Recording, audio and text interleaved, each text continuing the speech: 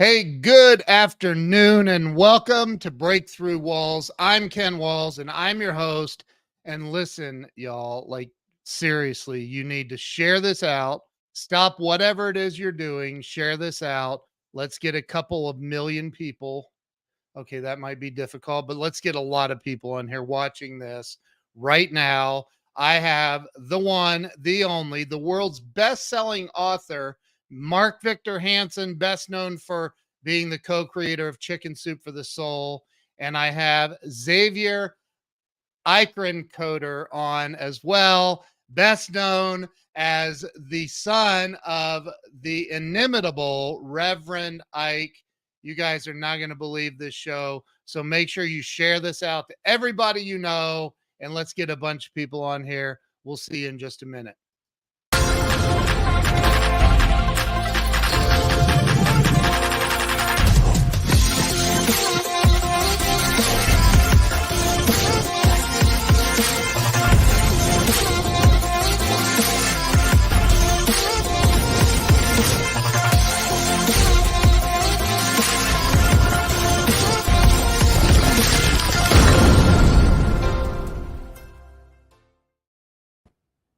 And here we are, Mark Victor Hansen and Xavier Eikerenkoetter, right? I'm saying it right.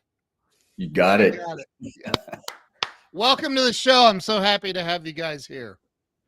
We're honored to be on. And by the way, that was a great breakthrough video. I'm glad that I'm on the front. I know every one of those characters. I mean, nice thugs. I mean, good people. Yeah, you do know them all. I know. It's crazy. So I look, I'm honored that you're both on here. I know you recently wrote a book together and we're going to get into that. But what I'd like to do, if you don't mind, is start the show off with you guys just introduce yourselves and tell the audience who you are and you know where you come from in case they don't know. So Mark, we'll start with you. I'm being silly. I got to be straight here. I lost a whole bunch of money back in 1974, and luckily Reverend Ike existed, unbeknownst to me. And two guys said, "Let's go up to see his church." He hit my spiritual spark plug, woke me up, and I was suicidal at the time because I lost $2 million of other people's money in one day, which is like not a good remedy for a business success. And I'd built the Wall Street Racket Club, Botanical Gardens, aviaries. So I thought I was eating at top of the sixes. I thought I'd arrived. And luckily this guy inspired me at the depth of my soul. And that I first of all became his mentee and he was my mentor. Then we became peers. Then ultimately we worked together on a lot of different projects and he let me teach at his Science of Living Institute at United Palace, and at that time I met his son who is my junior. So he, younger. I only say that because we both got the same haircut nowadays. I'm catching you guys. So yeah, well, you know, it's better a receding hairline than a receding brain and mind, right? I hope you're all enjoying listening, and I know most of you have got one of my Chicken Soup books, or I've written 320 books in your house, so I love it. And then I will pass this to my dear co-author of this book, Xavier, who you're going to find is wise, brilliant, insightful, and has profound understanding that very few people do. So that's why I was so excited to get to co-author this with my friend Xavier. And I have to say that because of this book, I just recently, and when I say recently, I mean like today, I was reading some parts of the book where you talked about Buckminster Fuller and you were talking to Reverend Ike about what Bucky said about where humanity started. It was some islands. I forget what you said in the book. Which islands? Over by Tahiti. We'll make it easy on you. Yeah. Well, I didn't even know they existed, so I went and looked it up, and I'm like, oh my gosh, that's in the middle of nowhere, literally. Yeah. And Reverend Ike, who was profoundly wise, but could take the Einstein says, and Einstein was my teacher, Bucky Fuller's best student, I think. But Einstein said, it is the objective of those of us that are wise to take the incredibly complex and make it simple enough for everyone to understand. And that's what that Xavier's dad did. He could talk street language better than anyone, but at the same token, I got to have a lot of private meals with him. He could talk, what you're talking about is cosmogony and cosmology, how humanity started and way back to the beginning. which I did not expect us to go there in this conversation at all. And by the way, Xavier can do exactly the same thing. So this is going to be a That's profound, amazing. insightful hour together, everyone. Amazing, amazing. Well, Xavier, tell everybody a little bit about you and where it all began for you. I might even give you Certainly. full screen for this. So thank you, and thanks for having me. Thanks for having us, Ken. It's an honor. Really appreciate being here with you and my co-author and your audience. Yes, so I'm Xavier Eikerenkoetter, and I am an inspirational communicator. I communicate spirituality, and I do it through a few different mediums, through music, through spoken word, inspirational spoken word. And I am also a guider of meditative experiences. That's one of the specialties that I've developed over the decades. Born into the church, founded by my father, Reverend Ike, many decades ago, and grew up in that church and watching him, help people break through. I love the name of your show, Ken. It's apropos for the Thank work you. that my dad did. Yeah. But he helped people break through, limiting mindsets, whether it was poverty, whether it was illness, whether it was, a lack of love in your life. He helped people break through the things that walled them in to boxes of limitation. He helped them first think out of the box, imagine themselves out of the box, and then get out of the box. So that's what I grew up with, watching my dad do that. And it was an honor, also a challenge, growing up with a dad that was bigger than life and, an incredible influencer before influencer was a thing or an occupation.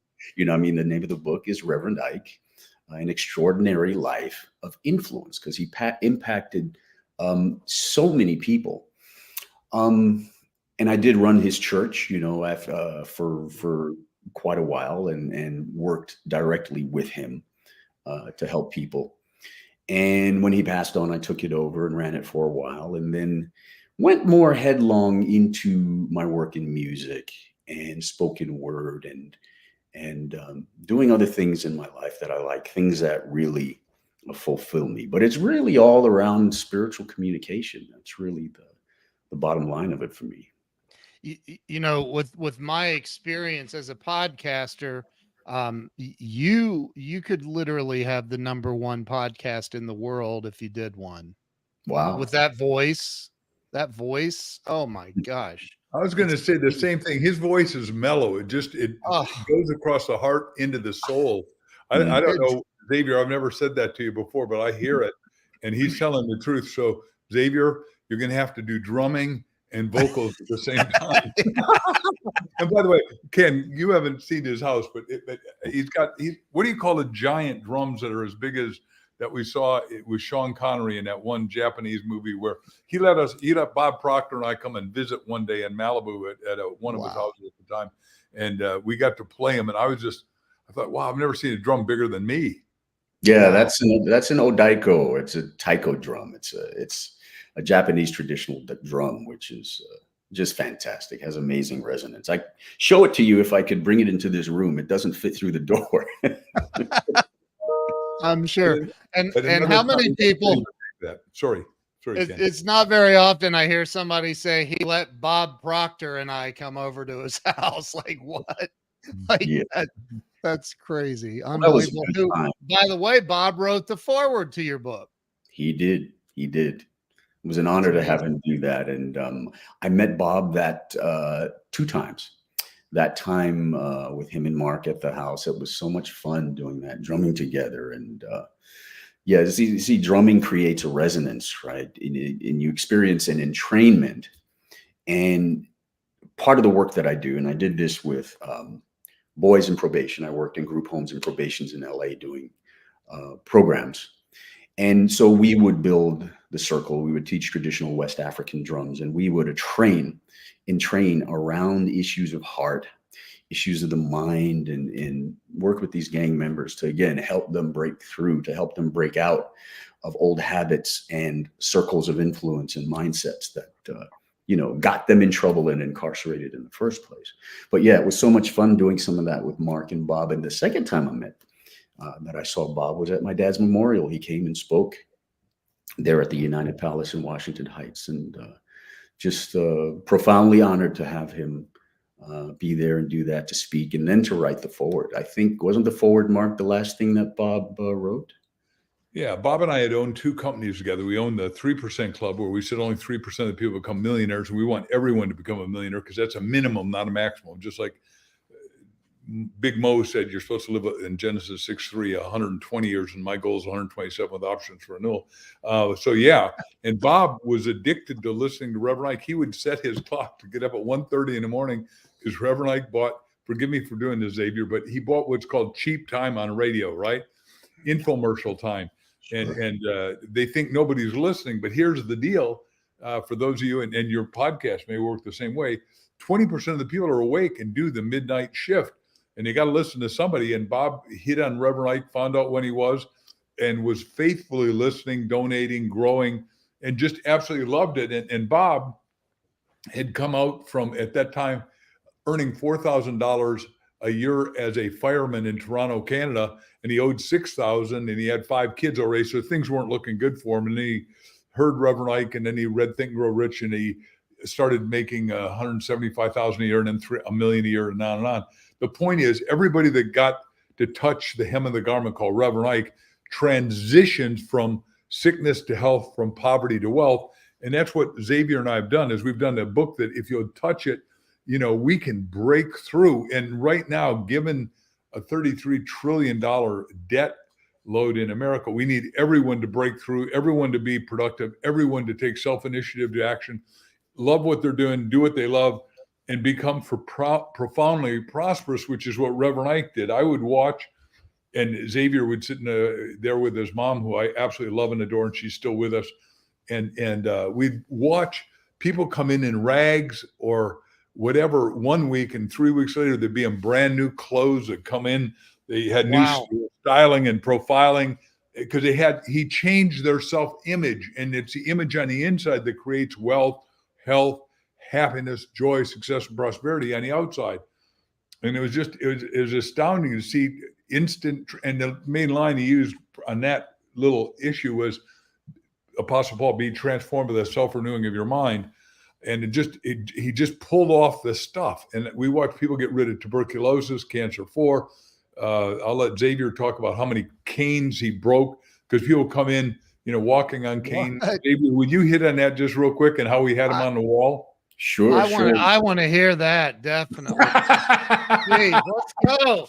Now we're getting into it. I love it. Yes, well, it's pretty powerful. My dad was quite the healer. He's not as well known for that, but that was one of his great gifts.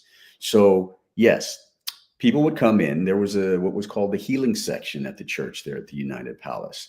And so people with health concerns would go and they would sit there. And at a certain point in the service, my dad would come over and do a special prayer with them.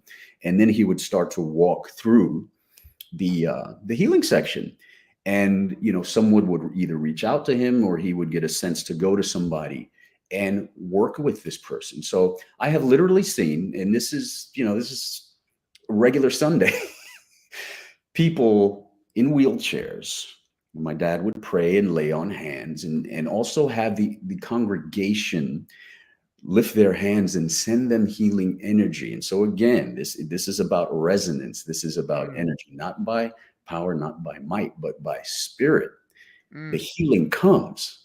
And so when you get in that kind of resonant field, just like, when Christ entered into someone's presence, there was a virtue that issued forth. Well, my dad taught that we all have that within us. We all have that power within us. And when we accede to that power and open up to that power, it can flow through us. So what my dad was doing, it wasn't him personally that was healing. It was his understanding and his consciousness of the truth of this person who was manifesting an illness in the moment. He understood, first of all, that they were one with God. I and my Father are one. And he believed that was the truth of everyone. That was a principle that Jesus spoke on our behalf as human beings.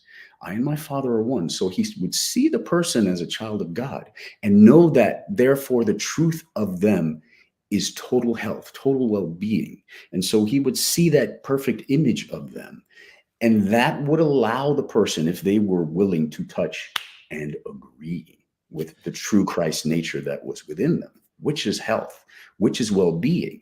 And if you agree to that, in a resonant space where you're also being supported by thousands of people, boom, the healing can happen. So I have seen people stand up out of wheelchairs, walk around. My dad would take their canes, some of them who came in with canes, snap them across his knee, break them, or hang them on the wall. There was a bank of canes and walkers and wheelchairs there at the United Palace where people would come in, infirm, and leave healthy. Okay, so I I have a question, and both of you are welcome to answer. This is my question. It's not from the audience. By the way, anybody in the audience, if you have questions, ask them. I mean, we have the two wisest men possibly on the planet with us. So, um, and then I'm just here to ask the questions. But so was it? And I don't know if how do I ask this? Was it the power was it the power of Christ or the power of the person's belief? It's both. According to your faith, so be it unto you, right? If you Yeah. believe, you can be transformed. And I think the power of Christ is our understanding of that. And Mm, when we match our belief with that ultimate truth, yeah. that just flows through. It's like my belief and the power of Christ become one in that moment. And Yeah. so I think it really is both coming together Wow. in a powerful way. Additionally, and I will never walk over you, Xavier, I agree with everything you said, but because he was living in the presence and power of God and talked to that evoked it in the people. So they came out of their little sense of self into their divine sense of self. And his exact line would be close, and Xavier can edit it if I'm wrong, but the truth of you is that the divine inside you has never been sick, is not sick, and will not be sick. What Paul said is Christ is the same yesterday, today, and tomorrow. So, and the divine in you has never been broke. The divine in you has never been sick. The divine in you has got the ability to solve everything because you have a soul. You don't have a soul. You are a soul. And he could see the soul in that person. And I think back to what I said about self-image, I think he could switch the images in their head so they remembered that they're supposed to be well. They're not supposed to be sick. They're not supposed to be distressed because your stress is down. No de-stress is way down. And then EU stress is up. So he got them out of down into up. And it was a positive church. And you can watch it online. And I know I shouldn't be recommending everyone go to YouTube after this is done and watch all Reverend Ike, but I do still. And he's got 28 million people watching. So it's like he supersets your experience and he takes you to places in the Bible. Like he said, look, I grew up back in 1935. He was born. And then, by 40, he didn't have 7 cents to buy a meal. And he said, where were all the people that were supposed to take care of me? My belly button was sticking to my ribs. And he said, the line was, the Lord is my shepherd, I shall not want. And he said, I didn't want to be sick. I didn't want to be poor. And he said, I saw myself as being rich because he said, you got to be it to do it, to have it. And that transformed me because you got to be what you want to be before you can do what you want to do, before you can have what you want to have. Xavier, have I been pretty much on spot? I would say so. Absolutely. And, a lot of what Mark is pointing to also is that the basis of my dad's philosophy, his preaching and teaching is about God in me, as he termed it. And that is the belief that God, the indwelling spirit, animating force that gives us all life, nothing else gives us life. What else gives us life? Right. You can call it a scientific term if you want to, but it's an animating force. Yeah. God is in me. God is in you. God is in every human being. So that's what he based.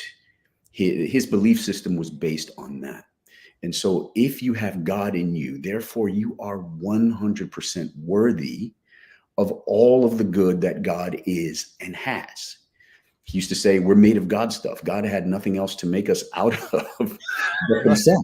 What else is there? There's only God, right? That's Right. good stuff. Yeah. I mean, I love sometimes that. And the little chuckle as you're saying it. That's yeah, great. I love that. sometimes we want to pretend we're made of something else, Right. but we're Right. not. We remember what we're made of, or as they say in the Black church a lot, remember who we are and whose we are. Then, you know, then we're completely worthy. So that's how, the Black boy from the Jim Crow South, growing up in the 30s, was able to dismiss and rewire his thinking about himself from a society that told him that he was something less than.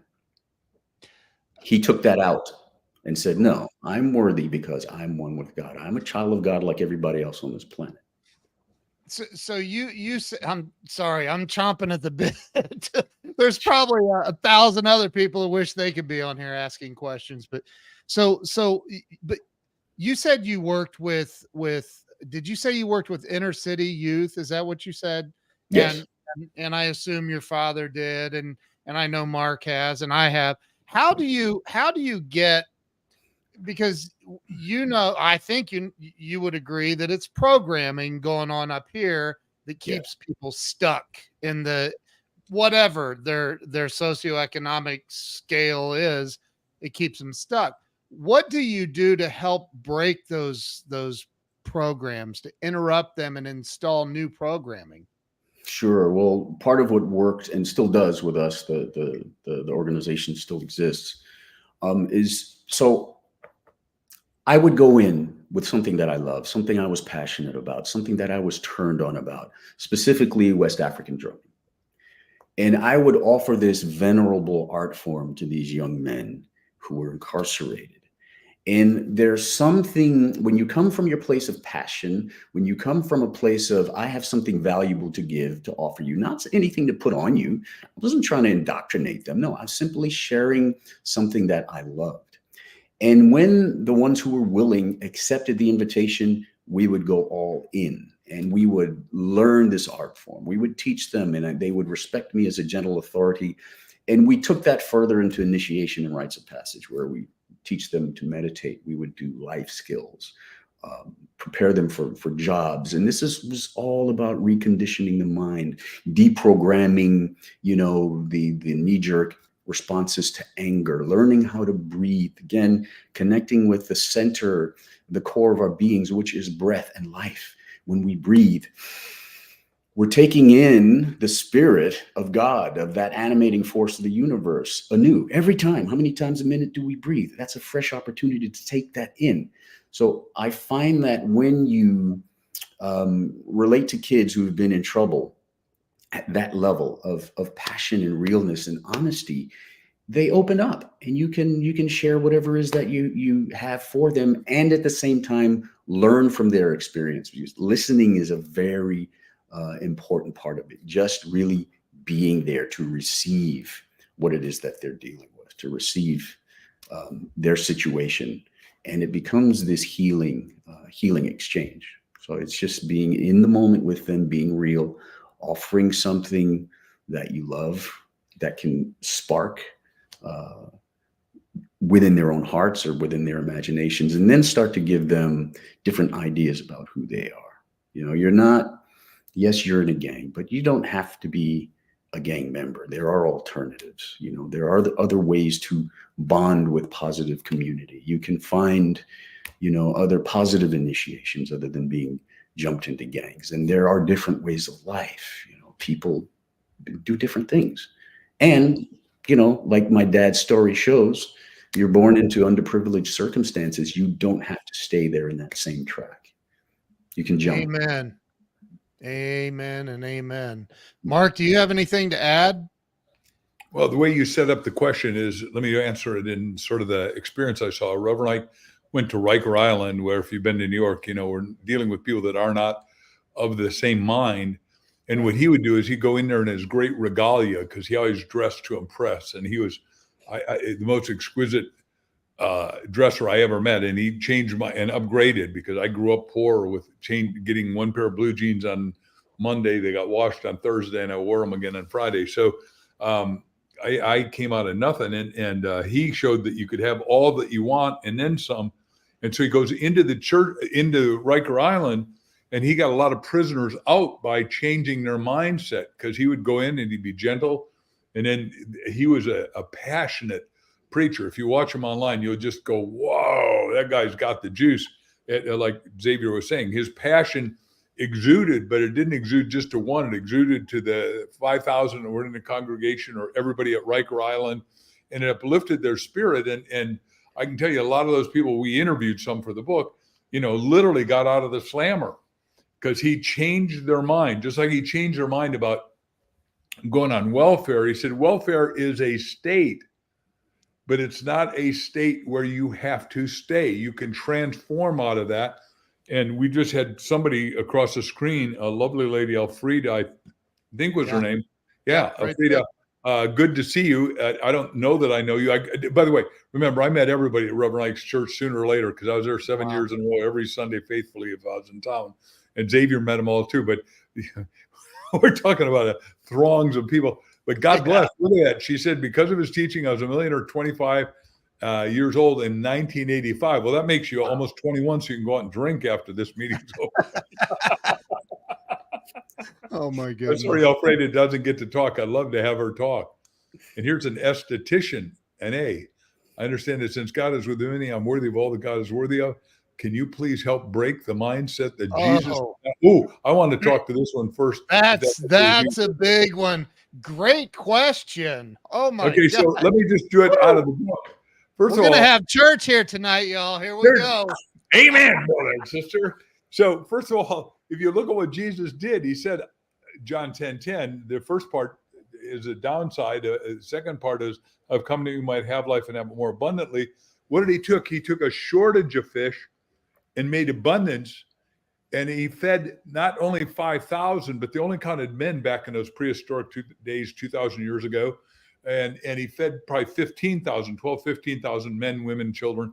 And then he said to the disciples, and you see this best in the movie Chosen, go out and collect the 12 baskets left over. Reverend Ike, he said Reverend Ike wore great tailor-made clothes, but he also wore Brioni shirts, ties, suits, which start today at $7,000 each. And he had a wardrobe that he spent back then, 50 years ago, $1,000 a week. And now that'd be $10,000 a week or more. The point is, Jesus had the seamless garment. It was said to be radiant. And where Reverend Ike had 26 Rolls Royces, and gladly, I got to ride in them on occasion. And, when we're together and 26. Yeah, that's all. He said he would go into a Rolls Royce dealer, and the Rolls Royce would talk to him and say, I'm going home with you. And Xavier can correct that if I'm misinterpreting or acknowledging my dear friend. He brought me up to levels of, and I did have a Rolls Royce Silver Cloud 3, and we're getting another. But it's exciting that, when you change your mind, you change your outlook, you change your perception. Because the perception is, if you look at the world, it looks flat. We now know, thanks to space travel, it's round. Perception, if you look at the downside of your hand, there's no age. If you look at the upside of my hand at 75, there's some brown spots. The point is, it's all perception. And what Reverend Ike got is us to change our perception, to change our future, and change our life. Alfreda, is there any way to bring her on and let her talk and say hello? I wish there was. Okay. I wish there was. Alfreda, if you could write, because you're loving this, if you could write, what business you did when you're 25, that'd be lovely to inspire all these other people. Do you want to talk to that same question, Xavier, please? Yeah. And I would love to hear Alfreda's testimony. Yeah. And if Alfreda, if she sends me on my personal Facebook page a messenger message, I will send her the link and she can jump on and speak to us. Why not? That would be great. Yeah. So as to this issue of Jesus being poor, I haven't seen the evidence of that. As far as I know, Jesus always had everything that he needed when he needed it. And to me, that's the definition of wealth. That's the definition of success, access to all the resources that you need. And as I think Mark mentioned, the multiplying loaves and fishes, that's powerful. That's what's poor. There's no poor in that. And my dad used to say, Jesus rode the Rolls Royce of his day, which was a donkey. Yeah, right. But yes. So, and this whole idea of, the virtue of poverty, I think a lot of that is a line that certain churches, frankly, have taught people. While they're asking you for money, they're unfortunately giving you what my dad used to call a money rejection complex. In other words, somehow making you think you shouldn't have access to certain financial resources. And they'll, quote scriptures like, it's easier for a camel to get through the eye of a needle than a rich man to get to heaven. But we understand the eye of a needle was an entrance on the side of a castle. And for a camel to get through, you had to strip the saddle and the stuff off of it. And then the camel could actually get through. But it's a metaphor, right? Right. If you're puffed up and so full of your own ego, you're not going to get into the higher vibrational states of consciousness. It's not just about money. It's not, I don't believe that the scripture is so shallow that it reduces to, it's noble to be poor. It can be a choice to be an ascetic and not have money. That's fine. That's a choice, but that's not for everybody. You can be wealthy and rich and all of that and still, have plenty of love for God. So my father's approach to this, again, is because I'm a child of the King. I deserve all of the good that God has. And I can live an abundant life in all ways, abundance of health, happiness, love, success, prosperity, money. That was his mantra. This segment of the show is called "Come On With It." Like this is unbelievable. Wow. So and people are loving this. I see Chris Widener's on here. Hey, Chris, good to see you, man. Chris is doing great work these days. He's brought us a lot of books, so he's a great man. Chris is awesome. Love that dude. Let's talk about the book. You guys got together. You decided to write this book, and I'm going to put it up on screen. There it is. You decided to write this book, and first, why you two? Why not just Xavier, or why not just Mark, or what made you decide to do this together? Well, of course, Reverend Ike's my dad. When he passed in 2009, it was just obvious his story had to be told. And so, I worked with it for a long time. I went through different iterations and got to a certain point where really, I burned out on writing it because it's, a very emotional experience writing about a parent and rehashing things and going through that journey. And, early on, I was still grieving. So it was really too early for me to try and bring a book to completion. Yeah. Why Mark? Because biggest selling author of all time. No brainer. I was going to say, I didn't want to say that, but. But the most important, really core reason for me was because he and my dad's relationship, they had a great regard and love for each other. My dad mentored Mark, and Mark, credits a lot of his success to my dad. And I know they really cared about each other. So who better than someone, with Mark's ability and skill in the industry who had a really wonderful relationship with my father and really knew him at the level of being a mentee, but also then as a colleague when he came into his own success. So I will ride on everything he said is correct. But Reverend Ike told both son and he used to call me his Viking, because I'm Danish, Christian, his Viking son, and would write me letters of that, which Xavier has found now in the archives, which blew my mind because, we were friends for 40 years. I mean, holy smoly. I mean, there are very few people, and we never did anything but love each other, enjoy each other, spend a lot of time together, do fun things together. But the point is, he wanted to leave a legacy because what he was saying to Xavier and I, spirit lives forever. It always was, is, and will be. And some people are writing there to us about, tell me about how this, the fish and the collectors. Well, Reverend Ike taught what's called instant manifestation. And the way that Xavier and I teach it in the book, which is why everyone's got to read it, is everyone knows the law of attraction, which is great. And I was part of that whole film series. But more important, what Ike did was he dealt in the law of creation. And let's talk about the law of creation. Peter and his brother and the boys are out fishing all night and getting no fish. They come into dock, and coming into dock and going to meet your wife and saying, "Hey, honey, I can't feed you today because we had a bad bummer of a night last night." And the first time,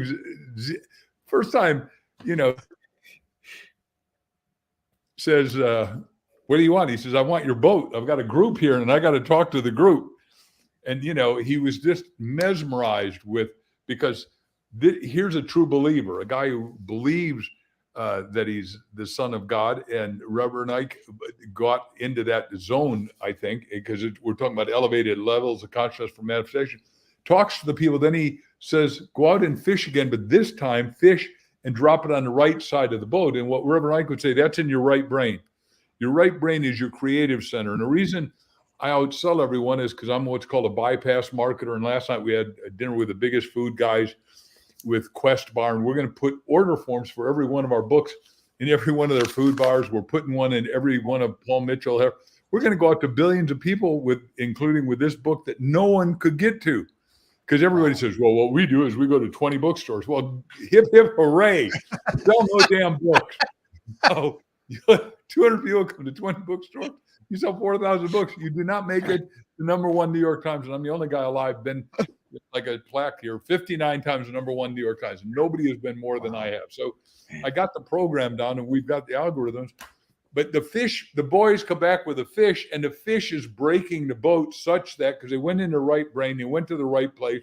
Because when you're in the Spirit of Christ, you're thinking right, Reverend Ike would teach, you're talking right, you're acting right, you're meeting the right people to get the right results right here, right now. And you say, well, that's pretty formulaic. Well, yeah, but that's the point, is thinking makes it so. The Bible says, as a man or woman thinketh in his or her heart, deeper, innermost, highermost soul, that's how you are. Most people never understood the Bible correctly and positively. And so Xavier and I have said, hey, look, we're going to take everything Reverend Ike taught, both of us, put it in this book that if you touch it and you read it and you go through it and you understand it, you not only apprehend it, but you comprehend it, which means you've got instant utility. You'll manifest. Like one time I'm with him and he says, I want a pair of blue shoes. He goes in the shoe store and they said, look, I think his size was 9. Xavier can correct it if I'm wrong. But they said, we don't have any blue shoes. He said, yeah, I'm sure you do. However, the guy went back. He said, well, look, if you don't have it in your computer and you don't have them, then I shouldn't have to pay for these because I just manifest. I manifest that stuff every day. I manifest like the guy I had dinner with last night that does Quest bars. And I'm not trying to sell the healthiest bar on the planet, but we're going to do 3 books with him. And the point is, he's going to do an order form in every one of 100 million bars a month. Well, that's 1 billion too. Wow. We sell 1 in 1,000. That's a million books. Wow. I'm saying when Ike said you got to think right, he got those guys to think right. It didn't matter that they didn't catch any fish all night. When you think right, you're going to go to the right place with the right bait, bring up the right thing. And then as you see in the movie, The Chosen, which I hope everyone's watched on YouTube or, whatever you watch it on, Prime, I don't care. But they had to have 2 boats to have all the load. Every one of us is entitled, when you get into the divinity of your spirit that Xavier and I are teaching, is to manifest all the good you want, not a little bit. You can't get a better job because you're not smart enough. No, the richest guy in the world is hiring kids in 8th grade, Elon Musk, because he says, how do you solve the biggest problem in your life? Not are you an engineer? Can you solve this to get our ass on, whoops, I shouldn't have said that on a religious show, to Mars? Because we're going to have people there in this decade. Ass is in the Bible, so I don't think you went too far. Okay, good. Thank you. Thanks for saving us. So I love it when Mark goes off on a diatribe like that. It's awesome. So A couple of questions here, real quick. McGinnis said, "You remember McGinnis, Mark? There's McGinnis. Yeah, she's How great. would you? Wonderfully. Yes. How would you define intuition so that a 5-year-old could understand it?" Oh, that's a beautiful question. I love That is that. a great question. So, Yeah. so So McGinnis, a 5-year-old will understand please. intuition because it's part of what's still innate within them and hopefully still connected. We are born um, with a knowing of who we are. We are born with a broader sense of our senses that extend vibrationally out beyond what we see, hear, taste, smell, etc. So intuition extends into different dimensions. And if we don't have that beaten out of us, either Correct. physically or through miseducation, then that intuition will remain intact. If it is, then we have to, you know, reach out to it again and rebuild it in later years. But for a 5-year-old, I would say it's their innate knowing of what's right and wrong. It's their innate knowing of their natural sensitivity to feeling what is coalescing and what is precipitating around them in reality, what can be, what may be. And so it's that sense of it's that deep sense of knowing that children have naturally. And adults forget. Yes. Yep, exactly. Not only forget, but like Xavier said, it's beaten out of them because you say, "Who do you think you are? You do what I say, or I'm going to rip your ear off." The intuition. What Reverend Ike had us read was the book when I taught in the Business of Living seminars. Florence Shovel Shin. I hope I'm pronouncing your name right. And the book was called Intuition, and I want you to read it. It's available through Hay House, so it's a great book. But it starts out saying intuition is a well springs of wisdom.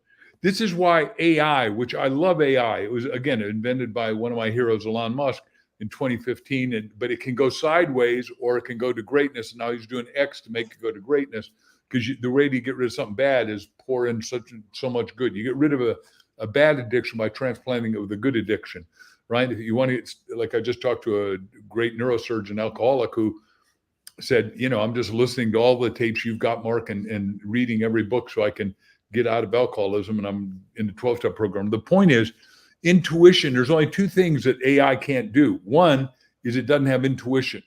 Number two, even the supercomputer, and number two, it doesn't have imagination.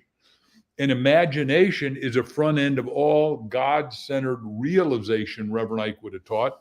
And he demonstrated it. And one of the poems we put in the book was, I'd rather see a sermon than have one. And when you walked into his church at 175th and Broadway, you were wowed. I mean, it was gilded gold. It used to be the Lowe's Center during the vaudeville days, but he had transformed it inside. He had all of his quotes like, "You can't lose with the stuff I use," and all these phenomenal things that had poured out of him because, like Xavier said, he lived in the presence. He lived in the spirit. He prayed without ceasing, like Paul said. He meditated, and he knew the Bible front to back, which he had memorized starting as a little kid and was told by a grandma that at 6 years old that he'd be a pastor. Is that correct? 14. 14. Yeah. So he started preaching at age 14. So, and we got 60 years of about 50 weeks a year archived in the New York headquarters. So, and all that stuff we're going to bring out as people come to, like, I hope you'll flash it, go to ReverendIkeBook.com. We're going to give you some gifts, some information from Xavier, from me, from Reverend Ike, some video. There it is, ReverendIkeBook.com. You will be wild, but you're going to stay in touch with us because we're going to do some seminars and we're going to invite you, and we're going to have extraordinary revivals, if you don't mind my saying so. I don't know what we're going to call them. If Xavier has put a name on it, I haven't heard it. So if you got a better name, I'm all for it. Here's a great Xavier, your father taught, let the feeling get the blessing. Can you delve into this? What does that mean?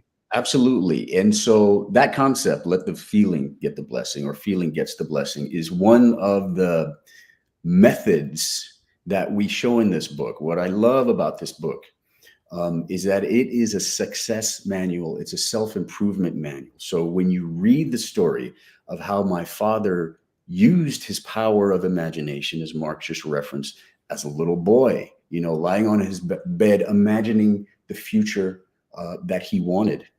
And then followed that, linked that to his sense of divine worthiness because he was Son of God, as we all are. You see how he took each step in his life based upon that, harnessing that power of imagination, and then his personal talents to communicate spirituality. And you see where it takes him. So the book is really a template that you can follow in your own way to create more wonderful, abundant, and triumphant success in your life. Now, this issue of feeling does link to imagination, because feeling and imagination are part of that feminine principle within. He would speak of it in terms of the subconscious being, where with feeling, if you can get full of the feeling, as he would say, of something that you want in your mind, that impregnates your subconscious mind, that plants the seed. Today, just literally right before I came on with you today, we were drumming for the harvest. We grow Cabernet grapes here on our property, and we were drumming. It was a wonderful harvest. We had a great time playing West African harvest rhythms. It was really great. That is awesome. Yes. So when you plant the seed with emotion, with feeling into the womb of creation, or the soil of your being in the subconscious, you charge it with feeling. We know that seeds in the ground, there are chemical and electromagnetic forces that help them grow. Feeling is like that force. It's an electromagnetic charge that germinates that seed within your mind and starts it to grow. So feeling gets the blessing because it initiates the growth of your possibility.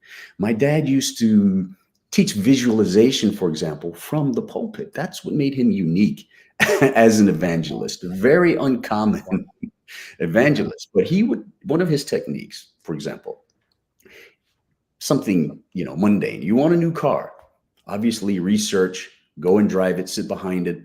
And when you're home, for example, before you go to bed, go into your meditation, imagining yourself getting in that car in your garage or wherever you park it. If it's on the street, get into the car, smell it.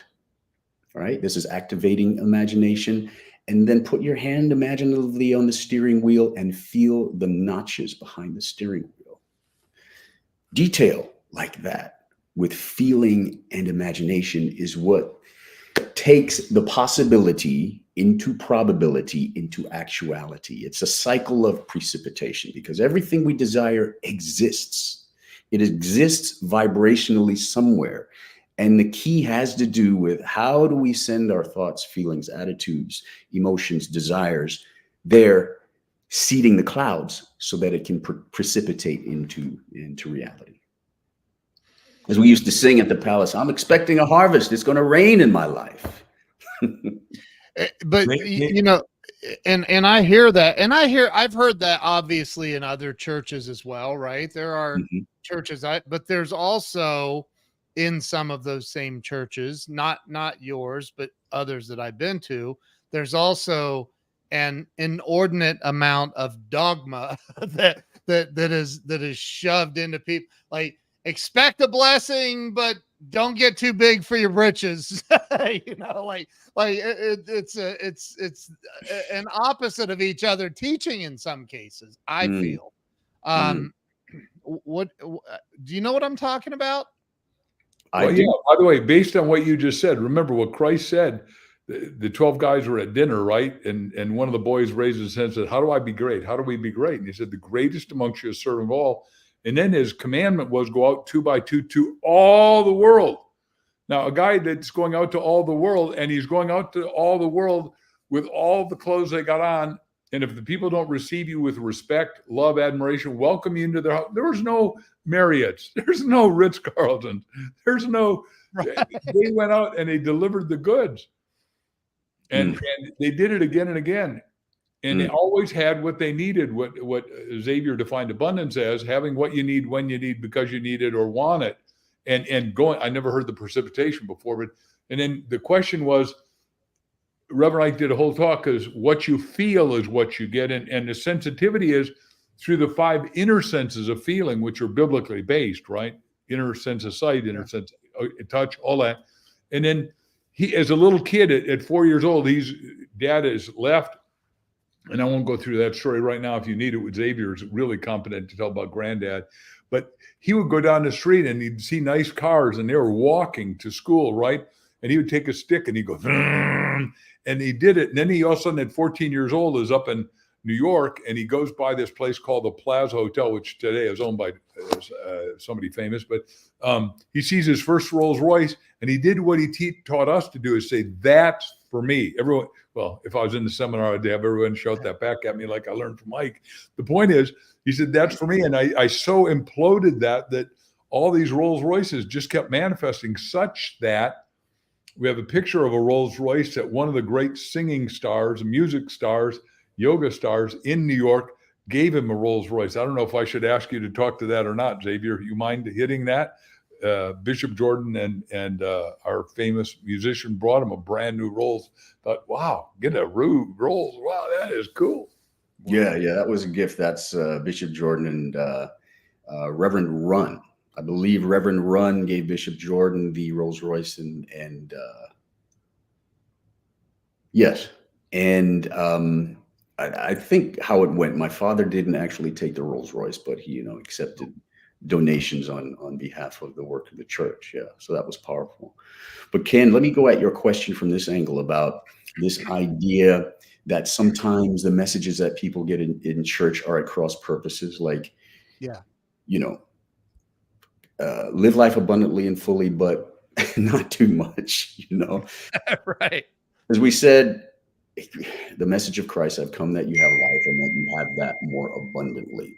So the cross purpose message is like saying, well, you have the Spirit of God within you, breathe in deeply, but not all the way. Right. Right. Does not make sense. You have to breathe it in. The breath of life, take it in, breathe it. Inspiration. That's what it's about. That's what this book is about. See, ultimately for me, this book is about inspiration. It's the hope that when people read this, when they work with it, when they take the journey and take on some of the methodology that my dad did to create a fulfilling life. And we each have our own definition of a fulfilling life, that this book will breathe something into you that will inspire you with hope, with your possibility, with any good thing that you could imagine. But beyond that inspiration, which also touches you into the aspiration of your soul that you were born to manifest, it also gives you methods and techniques of how you can do that. So yes, the breath of life is breathed into each one of us. God breathed the breath of life into the human being. The human being became a living soul. And I would add, God said, breathe deeply every day of your life. Take it in fully. Take it in. I love that. I've just, I could sit here, literally, I could talk to you guys for hours and hours and hours. Your wisdom is unbelievable.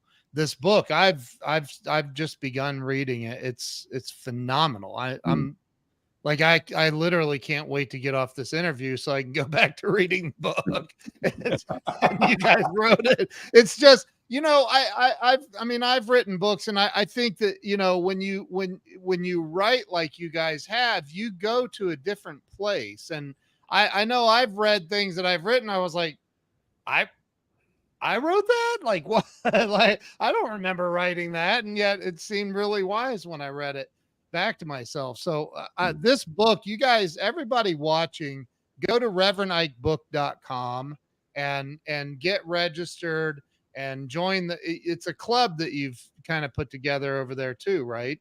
Right. What we're saying is we want you to get not one book, but two. So you and somebody else go over every chapter, every paragraph, every idea. Like when I was bankrupt and upside down, I would read Reverend Ike's book to my mastermind partner, who you and I have talked about, Ken, Chip Collins. And I took Chip Collins up to the church and we had a wonderful time. The point is, if you can afford it, get 2. If you can really afford it, get 10. If you really can afford it, get 100 and give it to somebody in need. There's never been more need as far as I can see in America. And when I was needy and in high hurt, luckily Reverend Ike existed, and I went there and It's amazing. And then somebody else has written down, they can hardly wait for the seminar that we're going to do. The only way you're going to know about the seminar is if you go Reverend Ike, the book.com, the Reverend Ike book.com. Yeah, I'm saying it right. Yeah. And then, also get the book and read it, because we do plan on showing up. And Xavier, we're supposed to talk about two things. One, you're going to talk about the Smithsonian. And number two, you're going to talk about, we're opening up the Reverend Ike Resource Center. And we're inviting you all to come. So Xavier, can you talk to that, please? Yeah. Thanks, Mark. Thanks for reminding us. This is news to me.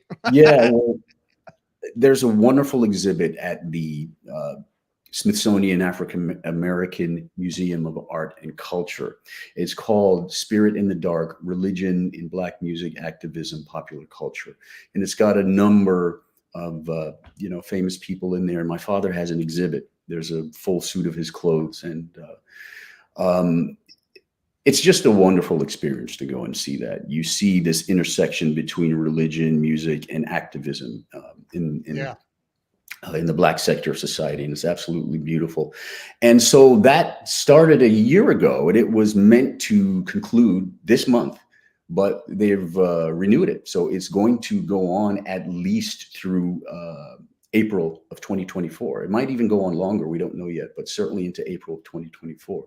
So we want to encourage people to go to DC and check out that exhibit. It's absolutely wonderful. This, this is still October, isn't it? The months go so fast sometimes. But November 28th in Beaufort, South Carolina, at the first church that my dad founded there. It's called the United Church of Jesus Christ for All People. It's non-denominational.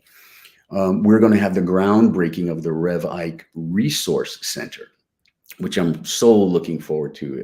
It's going to be a wonderful place. It has some resonance with the King Center in Atlanta.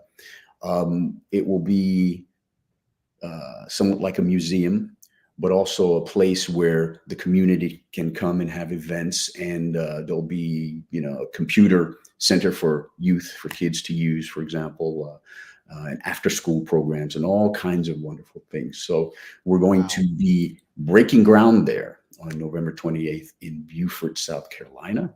And if you'd like to come and join us, we would love to have you. You're more than welcome. You can, just check in with us at revikebook.com. And as for the seminars, as we release these seminars, we want you to come and Allah, what you were just saying, Ken, I meant to finish that whole loop, is that not only will each of us speak, and you will get to hear his magnificent drumming. I mean, this isn't a minor. There's a guy who travels around the world, back and forth to Africa multiple times a year to master his art. And I consider him a drumming master. But we will answer any questions you've got endlessly, just like Reverend Ike did. When he started down in the South, and he would preach 6-7 nights a week and drain. He only had one set of clothes. So he went home and his feet were sweaty, because you sweat 2 pints of blood normally, but because he was a real preacher, and everybody came out and the people would hang in the windows at these little churches. And it's amazing how that worked. And then he would go home, have to wash clothes, hang them outside, dry them, and wear the same clothes the next night. Because at first he started with absolutely no money and didn't know how to ask for money, although he learned how to do that real quick. And he became the best person to close a congregation, because you can't, if you're not giving, you're not able to be fully living. So you've got to be contributing that 10% percentage of that, the whole Bible talks about. Wow. I don't even know what else to ask. I honestly, like, my mind is mush right now. I'm sitting here like a bowl of Jello or something. So look, everybody watching, first, for everyone who shared this out, there's bonus points for you in heaven, probably. I'm making that up. I don't know if that's true or not, but you know what? Sharing is and sharing someone else's message and their energy with the world is a really, really good thing to do. So if you have not shared this out, there's time for you to redeem yourself and go ahead and share this out and get this message out. Like, for those of you that have been on here since the beginning, my gosh, if you have not felt the energy on this show today, wow. Wow, wow, wow. So share this out, please, and make sure you go to reverendikebook.com. For those of you listening on the podcast, reverendikebook.com. Get registered, get a couple of copies of the book, get more if you can, and bless others, because by blessing others, it's literally impossible to not receive a blessing if you're blessing other people. So please go out and do that starting today. Right now, today is a good time to start. So, gosh, thank you guys for being on here. I don't want to end it. If there's more you want to talk about, I'm a sponge. I'm here. So, but is there anything else that you guys would like to add to this, to the audience? Xavier? To come back to this idea about the nobility of poverty, etc., and that somehow money is evil. I know there's that old quote, the love of money is the root of all evil, Yeah. which my father flipped, and he said the lack of money is the root of all evil. But if you look at the scripture, the love of money is the root of all evil. I mean, we can understand that in that context, it means lust. If I'm lusting after money, if I'm, just somehow that's the one thing that I'm after, and I don't care how I get it, et cetera, and I'll do wrong things to get it. Obviously, that's problematical. Another way of thinking of that love of money being the root of all evil is that when we don't identify that God is at our center, then we become imbalanced. And then that makes us lustful for things outside of us that we think is going to fill that void, that think once we get something outside of us is going to make me feel worthy or deserving. And it can't, whatever it is, whether it's money, whether it's the right man or woman, whether it's status in society, whatever we're lusting after because we think it's going to fill us, we know that is just a vicious circle. So we need to get out of that vicious circle and get into what my dad used to call the never-ending cycle of increase and enjoyment, which understands that because I am born of God, I am a creation of God, I am made of God's stuff, I am deserving of every good thing, and I will claim those good things that are within my heart. If it's a desire to be wealthy, then that's fine. As long as it's in line with my soul's destiny and the idea of my becoming a full self. And obviously being wealthy gives us the ability to bless others in many different ways. It's a beautiful thing. So, when people just chuck quotes at us like that, we have to understand, what does it really mean?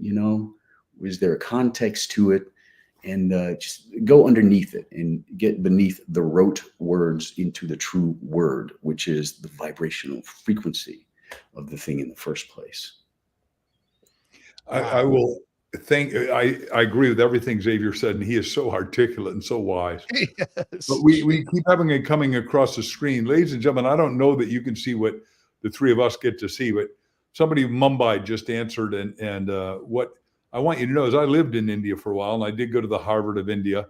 And what is so amazing is that India has poverty not because they don't have resources. They got poverty because they're impoverished thinking. And what Christ said is the poor you'll always have with you. Because if you think poor, Reverend Ike would teach Xavier and I, you're going to be poor. If you start thinking rich, you'll get rich. In Joel, it said, let the weak say, I am strong. Let the poor say, I am rich. Let the sick say, I am well. Let the hurting say, I am healed. And immediately you start all the molecules and atoms of universe coming towards you. Like he said, it's an outside in, but it's really the inside out. When you're rich on the inside, you'll get rich on the outside. And one of the richest three men in the world is a guy who's got a $2 billion house in Mumbai. And so the point is, and in our computer business, which is, when Reverend Ike and I talked, we talked about the fact that Silicon Valley, which is our computer center, along with Bangalore, India, and along with where I live in Scottsdale, Arizona, is Silicon Sand. And we've got the biggest Intel headquarters. We got a lot of headquarters here now. And what's so exciting, and we got all the stuff's coming from Taiwan because the problems they're having with China over there right now. But when I go to Asia with my wife, which is frequent, all the people start out by coming to a seminar I did on money on 1 Minute Millionaire, which a lot of the stuff I learned from Reverend Ike. But what happens is, like, I did a 3-day seminar there, and everybody had paid at least $7,000 each to attend. And we had 12,000 people. I was only getting paid $75,000 a day, but that's substantial. And what happened is, the second day I said, how many of you are here to make more money? No one raised their hand because they're all rich already. So I'd had Crystal on the night before. I said, how many of you want to hear Crystal, my beloved, beautiful wife, who I call the goddess of exquisiteness, talk? They clapped, but they also all stood up. And what we did for the next 2 days, I had all these PowerPoints. I'm ready to teach all this wonderful stuff. All they wanted to do is ask questions. And what Xavier just said so articulately was they want to know about spirit, because nobody's teaching the truth of spirit. And what Christ said, you'll know the truth, and the truth will set you, Ken, what will it set you? Right. And that's why we'd sing in church back then, free at last, which is what Martin Luther King finished his greatest speech on. Thank God I'm free at last. The point is, and I see now that we're inviting everyone to Beaufort, South Carolina on that day, but we're going to invite you all to these seminars, because when you change your thinking, you change your results, you change your future, you change your world. And every one of us, if you're just a regular person, you affect 250 people. If you start to escalate, you affect 1,000. And I've sold 500 million, almost 600 million books.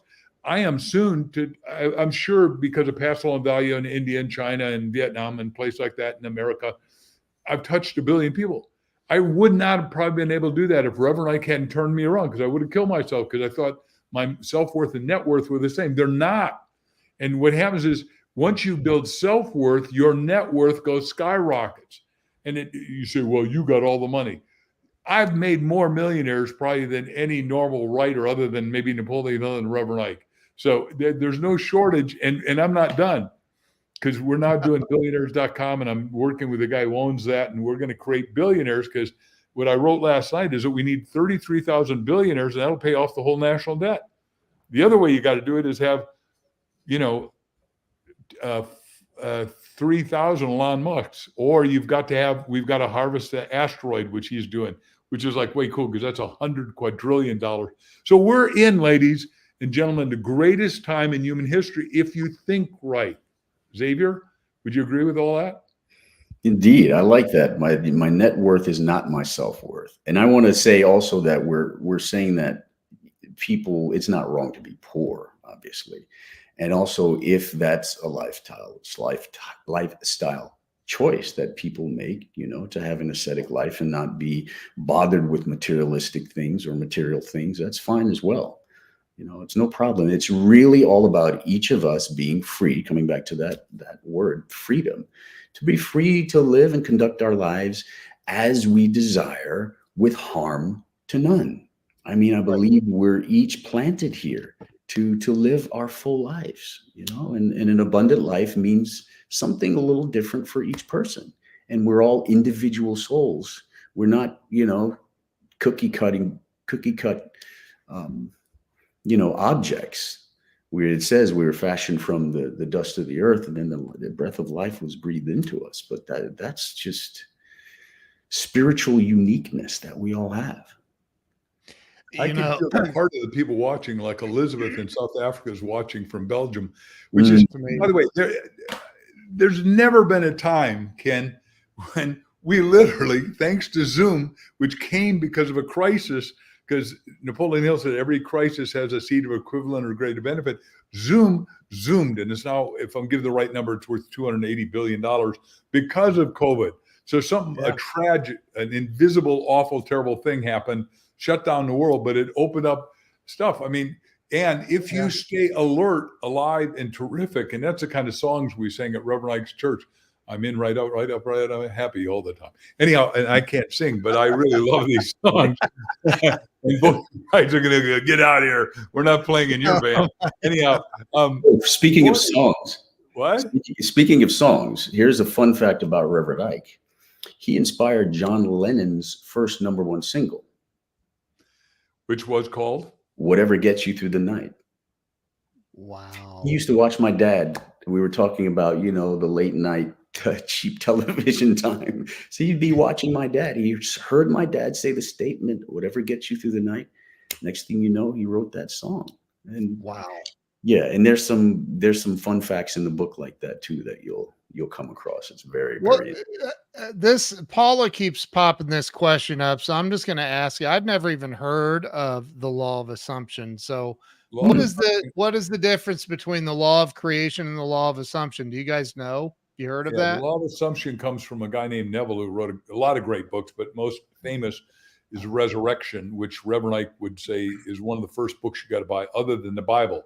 He was a Bible scholar, knew it inside and out, had lots of Bibles in his home, lots of in his offices when I was with him, lots in it. By the way, curiously, he carried a Bible in the back of his Rolls Royce and one of my many chicken soup books, which so I was very touched. But the law of assumption, the line from Neville is live in the assumption of the wish fulfilled.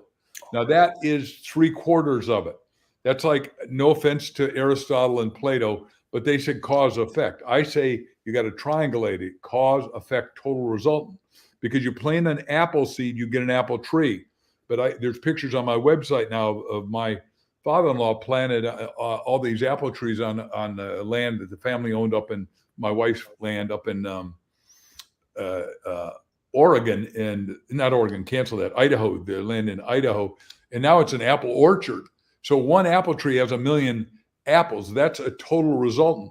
What we're saying here is a law of creation is that you can't see all that you could create. There's no way when I'm bankrupt and upside down, and I decide to write Chicken Soup with Jack, I could see that I could touch. Now I wrote the goal that got us 144 rejections. I'll take the blame, total 100% blame. None goes on Dr. Canfield. He gets none of the onus.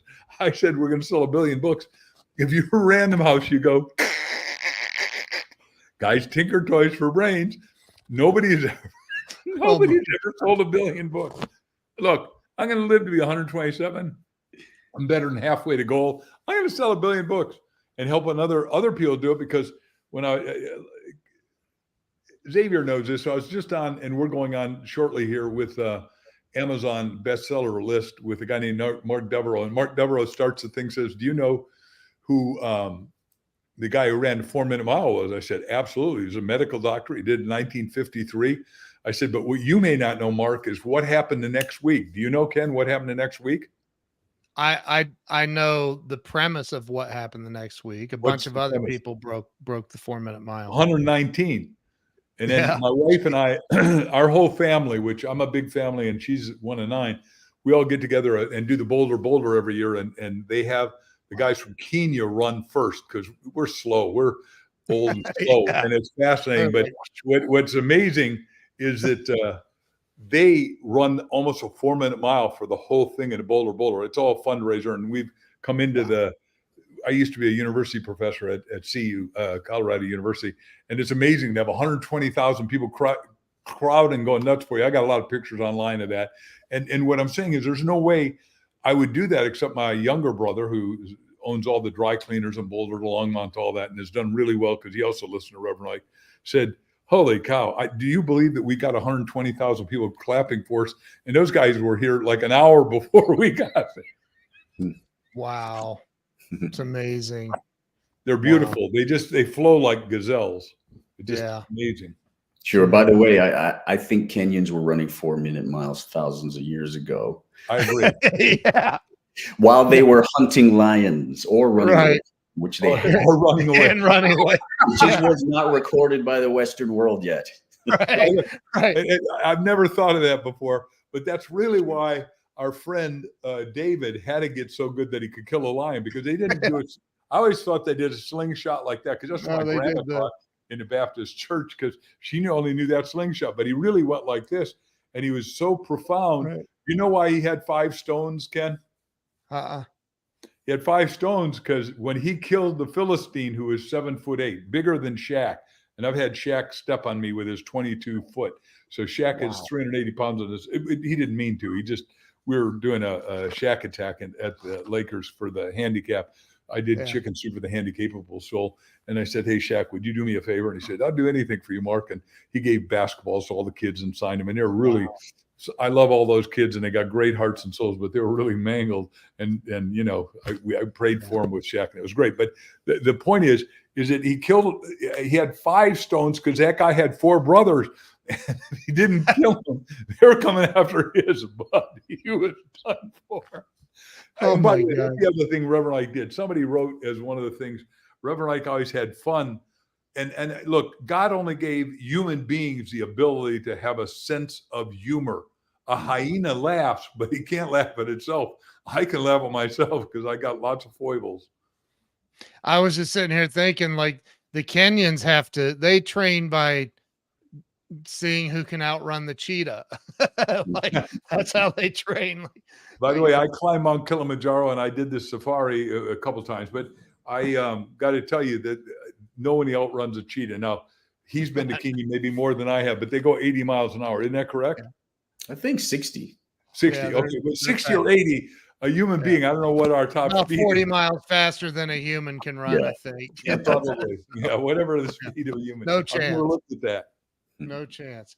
Well, listen, gentlemen, I am beyond grateful We are. to have hosted you guys and announce this book to the world. I will do everything in my power to help you get this in the hands of millions and millions and millions of people. Thank you so much. Is there going to be an audio version of the book? There will Absolutely, be. yes. Awesome. Anything else you guys want to add for the audience? I just want to hitchhike on what Ken said earlier.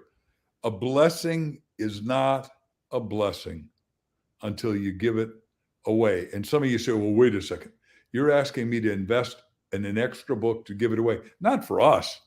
I promise you, Xavier and our future days are fed. You don't have to worry about, no, my kids want shoes. They'll be all right. No, my kids have got plenty of shoes and grandkids, and Xavier's taken care of. I quite promise you. And one of the parties we got to have sometime is out at his vineyard, and then we can celebrate just like Jesus did by he'll turn water that he irrigates with into wine. I'm very sure that he can do that. Wow. I'll Awesome. do my best. I'll do my best. I never thought about that until right now, Xavier. I hope you don't mind my messing with you. Well, look, Alfreda met you at your 5th birthday. Wow. Wow is right. That's Wow. amazing. Come in, and I bet you brought a gift too, because 5,000 people, they all loved on Xavier. I'll just tell you. Wow. That's incredible. Yeah. Well, we definitely want to hear your story, Freda. Definitely. You guys are amazing. Thank you both so much. Thank you. I love you both. I love what you're doing. I'm here to help in every way possible. Everybody, if I did not already guilt you into sharing this, let me make one last effort. Please share this. Even if you've shared it already, share it again, because it helps the algorithms, and just go out and share this again and talk about it to everybody that you know. And let's get this book into the hands and hearts of millions and millions of people across the globe. Thank you both so much. I'm going to end the live stream unless you have anything else I got you'd one like to last add. thing to say. Yes. Yeah, the reason you're going to share the book is this one reason. We, because of this book, and I'm taking liberty of talking for Xavier and his mom and our respect. We call each other family. We're that close. Is there's only one way to end poverty, and there's only one place to be impoverished, and that is a museum. Poverty belongs in a museum. And our book, I promise you, will get poverty out of your mind, out of your heart, out of your soul, and get you into having more, being more, doing more, and living more. And everybody's, back to what Xavier said, we're going to make everybody better off and no one worse off. No one will be hurt by reading this book, but it's the most screaming value you can get on Amazon today, as far as I'm concerned. You know, my brother, Glenn Morshower, which Mark, Yep. you've met I know Glenn. He's brilliant.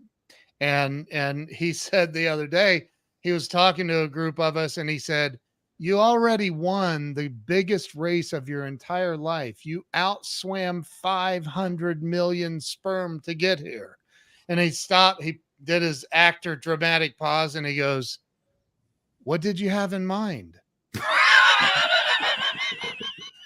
Like, you're here to do great things. You're here to do great things. Hey, Glenn. What did you have in mind when you got here? Like, let's go. Let's get this book out. maybe this is your purpose, is to get this book into the hearts and the minds and the souls of millions of people and help Xavier and Mark and blow this thing up. You're going to help a lot of people.